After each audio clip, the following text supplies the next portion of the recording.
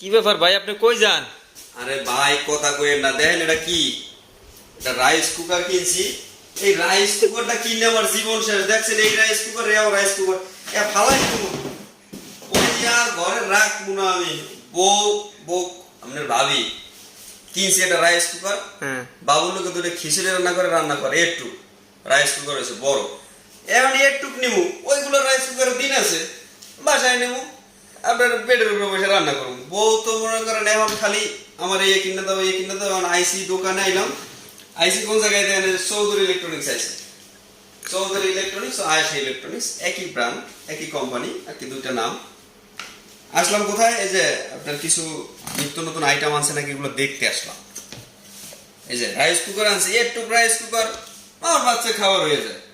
আমি অত বড় রাইস কুকার কি লিগে টানবো? তো এগুলো রাইস কুকার নিতে এসেছি ভাই, এগুলো তো ভালো নাকি? অবশ্যই ভালো।